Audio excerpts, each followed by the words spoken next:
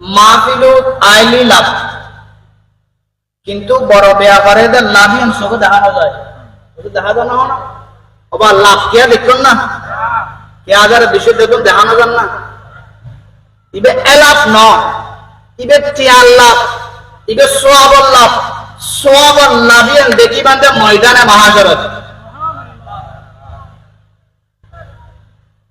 এই যে আবার সর্বপ্রথম মাহফিলের বইয়ের আলহামদুলিল্লাহ শব্দ উচ্চারণ করবি, এই আলহামদুলিল্লাহ সব দিগের মধ্যে সত্তর ফজিলত হইতরণী অনারার তো সবসময় অনারার ইমাম সাহেব হুজুর হয়, আজি হাত থেকে শুনিলাম না।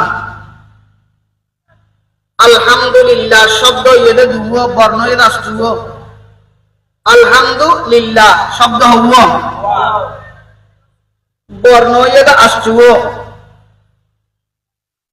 আলিফ লাম হা মিম দাল আলহামদু ফাসো, লাম লাম হা লিল্লাহ তিনটো পাঁচে তিনে আওয়াজে মাথা করবে হওয়া পাঁচে তিনে আসুও।